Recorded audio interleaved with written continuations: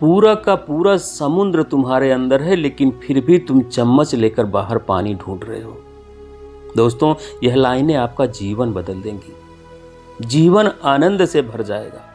तो इसे समझने के लिए वीडियो को लास्ट तक जरूर देखें। दोस्तों, आनंद की चाहत हर किसी को होती है, पर यह आनंद क्या है और हम इसे किस प्रकार प्राप्त कर सकते हैं?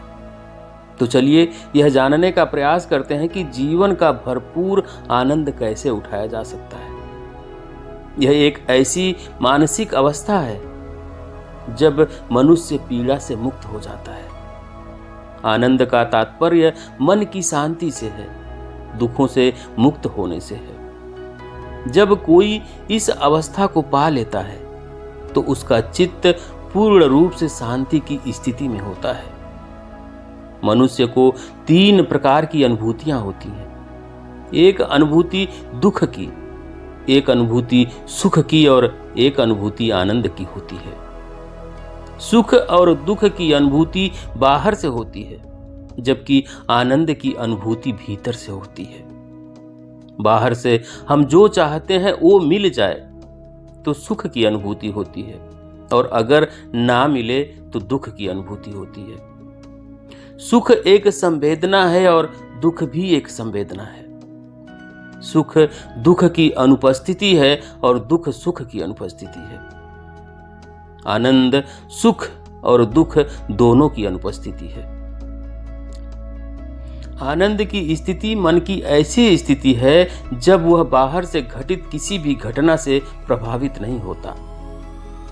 आनंद की अनुभूति के लिए गलत प्रवृत्तियों से सुख को प्राप्त करने की चेष्टा न करें। साधारण दृष्टिकोण से सुख मन का वह भाव है जो किसी मनोकामना के पूर्ण होने पर महसूस होता है।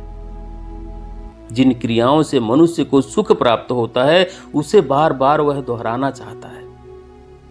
सकारात्मक विचारों के साथ सुख का प्रयास होना चाहिए। अगर ऐसा ना हो तो इसके अनेक दुष्परिणाम सामने आने लगते हैं। सुख सभी को चाहिए, आनंद सभी को चाहिए, परंतु जो सुख को ही आनंद समझ बैठे हैं वे इसे ही प्राप्त करने में लगे रहते हैं और इसे पाने के लिए अवांछित कार्यों में संलिप्त हो जाते हैं। अहितकर साधनों का उपयोग करने लगते हैं। नशीले पदार्थों से मस्तिष्क में उन्माद पैदा होता है। मन की स्वाभाविक प्रवृत्ति के अनुसार ऐसी अनुभूति की इच्छा मनुष्य को व्यसन की ओर ले जाती है और गलत प्रवृत्तियों के कारण मनुष्य खुद को बर्बाद कर डालता है। आकांक्षा ही दुख का कारण है। जो दुख से मुक्त होना चाहता है वह कभी भी दुख से मुक्त नहीं हो पाता है, क्योंकि वह सुख की आकांक्षा करता है। हर सुख के पीछे दुख मौजूद रहता है। जिन क्रियाओं से, जिन साधनों से सुख मिलता है वही दुख देने का कारण बन जाता है। सुख की आकांक्षा करना गलत नहीं है, पर सुख की आकांक्षा शर्तों पर नहीं होनी चाहिए। सुख और दुख दोनों से अप्रभावित होने की चेष्टा से आनंद का अनुभव होता है। आनंद की अवस्था सुख और दुख के भाव से परे है। आनंद कोई ऐसी वस्तु नहीं है जो एकदम से अचानक मिल जाता है। ना कोई तीर्थ में, ना कोई मंदिर में ऐसी कोई जगह नहीं है जहां पहुंच गए और आनंद मिल गया हो। वो तो हमारे अंदर है। जो हमारे अंदर है वो हमसे दूर है, और जो बाहर है उसके पीछे हम भाग रहे हैं। एक व्यक्ति ने सपना देखा जिसमें उसने एक सुंदर विलक्षण चेहरा देखा। वह चेहरा उसे इतना पसंद आया कि वह उस चेहरे का आशिक हो गया और वह उस चेहरे को ढूंढने निकल पड़ा, परंतु वह चेहरा उसे कहीं दिखाई नहीं दिया जो उसने सपने में देखा था। उस वक्त दर्पण नहीं होता था, अतः उसने कभी अपना चेहरा भी नहीं देखा था। और अंत में ढूंढते ढूंढते वह पहाड़ी के नीचे एक गांव में पहुंच गया। वहां के लोगों से पूछताछ की तो उन्होंने कहा कि पहाड़ी पर एक सन्यासी रहते हैं, उनके पास जाओ, हो सकता है तुम्हें कुछ पता चल जाए। इंसान उस पहाड़ी पर गया और उस सन्यासी से मिला। उसने सन्यासी को सारी बात बताई। यह सुनकर सन्यासी ने कहा, इसके लिए तुम्हें यहाँ रहना होगा और जो मैं कहूँगा वह सब तुम्हें करना होगा। इस पर उस व्यक्ति ने सन्यासी से कहा, मैं सब करने को तैयार हूँ, मैं सब करने के लिए तैयार हूँ, हर तरह की सेवा करने के लिए तैयार हूँ। फिर सन्यासी ने उसे एक पत्थर घिसने का काम दिया। वह उस पत्थर को घिसता रहा, चमकाता रहा और हर रोज सन्यासी को दिखाता रहा। सन्यासी उससे कहते, नहीं, थोड़ा और घिसो। फिर दूसरे दिन वह इंसान अपने सारे काम को निपटाकर पत्थर घिसने बैठ जाता था। पत्थर घिसते घिसते कई दिन बीत गए। पत्थर घिसते घिसते कई दिन बीत गए। उसके मन में विचार आता, मैं क्या कर रहा हूं, यहां क्यों आया हूं, क्या पत्थर घिसने ही आया हूं? उसका मन कहता, अपने घर भाग जाओ, मगर उसे उस चेहरे को जानने की चाहत भी थी, इसलिए वह व्यक्ति उस पत्थर को घिसता रहा। एक दिन ऐसा हुआ कि घिसते घिसते उस पत्थर में इतनी चमक आ गई कि वो आईना जैसा दिखने लगा। अचानक उसमें उसे अपना चेहरा दिखाई पड़ा और यह देखते ही उसने कहा, अरे यह तो वही चेहरा है जिसे मैं ढूंढ रहा हूं। वह नाचते हुए सन्यासी के पास पहुंचा और बोला, हे गुरुवर, पत्थर में मुझे वह चेहरा मिल गया जिसे मैं इतना सालों से ढूंढ रहा था। सन्यासी ने उससे कहा, तुम्हें कोई और नहीं मिला है, यह तुम्हारा खुद का चेहरा है। स्वयं के भीतर टटोलने से वास्तव में सुख मिलता है। एक गांव में एक बहुत अमीर व्यक्ति रहता था। उसके जीवन में कोई कमी नहीं थी, परंतु वह फिर भी बहुत चिंतित रहता था। एक दिन उसके एक मित्र ने उसे एक महात्मा के बारे में बताया और कहा कि वह महात्मा बहुत ज्ञानी है, तुम्हें उनके पास अपनी चिंता का हल अवश्य मिल जाएगा। अपने मित्र की सलाह से वह व्यक्ति महात्मा के पास गया और अपनी सारी समस्या महात्मा को बताई। महात्मा ने उसकी समस्या को सुनकर कहा, तुम कल आना, मैं तुम्हें खुश और चिंता मुक्त रहने का तरीका बताऊंगा। अगले दिन वह व्यक्ति आश्रम में पहुंच गया। वहां पहुंचकर उसने देखा कि वह महात्मा अपने आश्रम के बाहर कुछ ढूंढ रहे थे। यह देखकर व्यक्ति ने महात्मा से पूछा कि वह क्या ढूंढ रहे हैं। महात्मा ने व्यक्ति से कहा कि मेरी अंगूठी खो गई है और मैं वही ढूंढ रहा हूं। यह सुनकर वह व्यक्ति भी महात्मा के साथ उनकी अंगूठी ढूंढने में लग गया। काफी देर ढूंढने के बाद भी जब वह अंगूठी नहीं मिली तो उस व्यक्ति ने उन महात्मा से पूछा कि आपकी अंगूठी कहाँ गिरी थी। महात्मा ने जवाब में कहा कि मेरी अंगूठी आश्रम की कुटिया में गिरी थी, लेकिन वहां काफी अंधेरा है, इसलिए मैं अंगूठी यहाँ पर आश्रम के बाहर ढूंढ रहा हूँ। महात्मा की यह बात सुनकर व्यक्ति बहुत हैरान हुआ और उसने आश्चर्य से पूछा कि जब आपकी अंगूठी कुटिया में गिरी थी तो आप उसे बाहर क्यों ढूंढ रहे हैं। महात्मा ने कहा कि यही तुम्हारी समस्या का हल है। खुशी तुम्हारी अंदर है, आनंद तुम्हारे अंदर है, लेकिन तुम उसे बाहरी वस्तुओं में ढूंढ रहे हो। पूरा का पूरा समुद्र तुम्हारे अंदर है, लेकिन फिर भी तुम चम्मच लेकर बाहर पानी ढूंढ रहे हो। जो भीतर है वो बाहर ढूंढने से नहीं मिल सकता। दोस्तों, कहानी तो प्रतीक होती है हमें समझाने के लिए। ये जो बाहर है हम उसके पीछे भाग रहे हैं।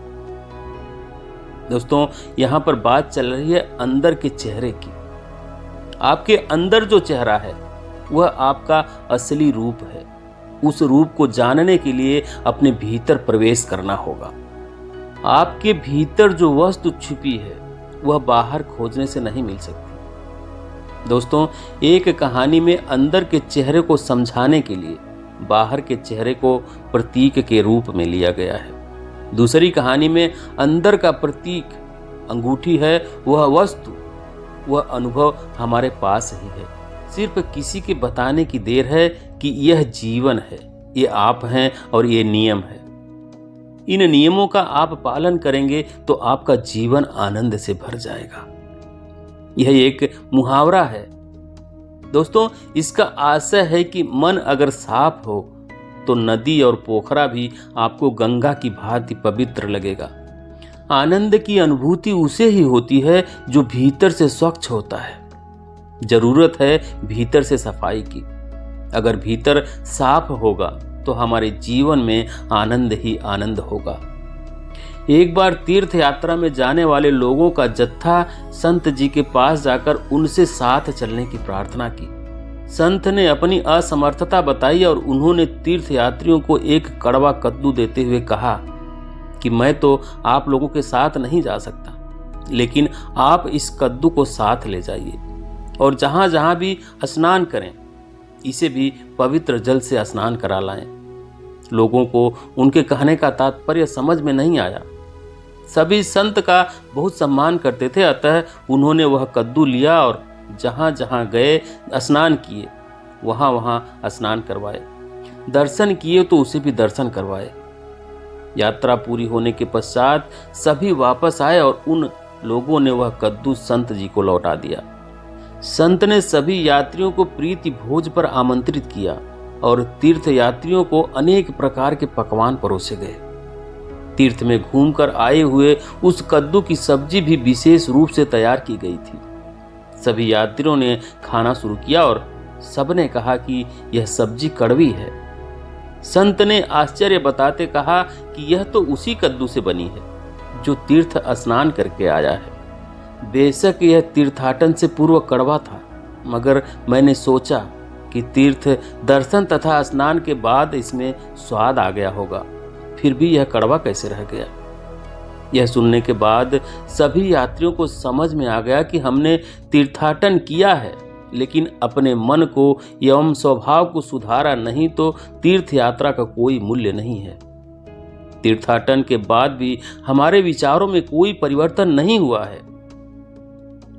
हम भी इस कड़वे कद्दू की तरह ही कड़वे रहकर वापस लौटे हैं। लोग दुखी होने के लिए जरा भी कंजूसी नहीं करते। समय असमय कुछ नहीं देखते, बात बात पर दुखी हो जाते हैं, लेकिन सुख के संबंध में बहुत कंजूसी करते हैं। हंसना कठिन मालूम होता है, गीत गुनगुनाना कठिन हो जाता है। खुश होने के लिए शर्तें लगा रखी हैं लोगों ने। जिन्हें जो मिला है उसे उसकी कद्र नहीं, लेकिन जो नहीं मिला उसके लिए हर कोई दुखी है। एक होली आती है तो हम गीत गा लेते हैं, नाचते हैं। उस दिन कोई नीति नियम नहीं मानते। ईद आती है तो सबसे गले लग जाते हैं, एक दिवाली पर एक दिया जला लेते हैं। एक दिन नदी बहे तो इससे सागर नहीं मिल सकता। यह सिर्फ बहाना है अपने रुग्ण मन को बहलाने का। जिंदगी में सुख लेना पड़ेगा, फिर छोटी छोटी खुशी के बूंदों से मिलकर यह जीवन खुशियों का सागर बन जाएगा। लेकिन अगर कोई कहे कि बूंदों से हमें कोई मतलब नहीं, हमें तो सागर चाहिए, बस यही गड़बड़ हो जाती है। मनुष्य के मन की बुनियादी भूल यह है कि जो है वह उसे दिखाई नहीं पड़ता। जिंदगी में सुख लेना पड़ेगा, छोटी छोटी चीजों में खुशियां ढूंढनी पड़ेगी, फिर छोटी छोटी खुशियों के बूंदों से मिलकर यह जीवन खुशियों का सागर बन जाएगा। खुशी एक संवाद है, खुशी एक समष्टि की घटना है।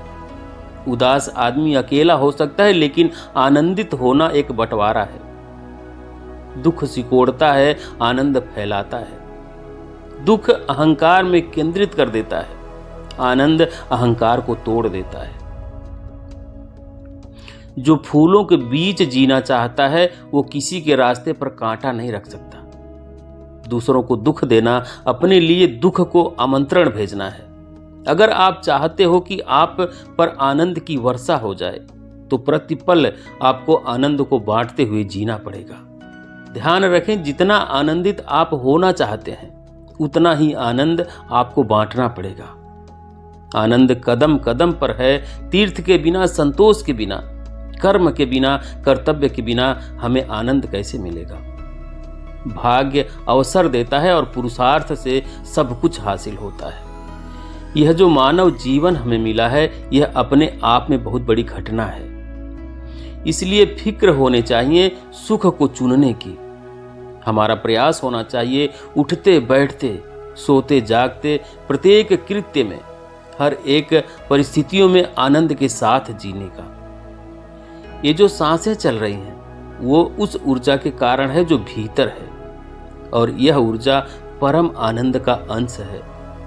जब भीतर आनंद से भरा है तो दुखी होना मनुष्य का स्वभाव हो ही नहीं सकता।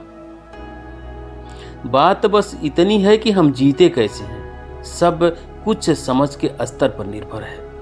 दोस्तों, ये थी आज की कहानी। आपको कैसी लगी कमेंट करके ज़रूर बताएं, और वीडियो को लाइक करें, शेयर करें, और चैनल पर नए हैं, चैनल को सब्सक्राइब नहीं किए हैं तो प्लीज़ चैनल को सब्सक्राइब करें, बेल आइकन भी प्रेस कर लें ताकि आने वाली सभी वीडियो का नोटिफिकेशन सबसे पहले आपको मिले। वीडियो देखने के लिए बहुत बहुत धन्यवाद।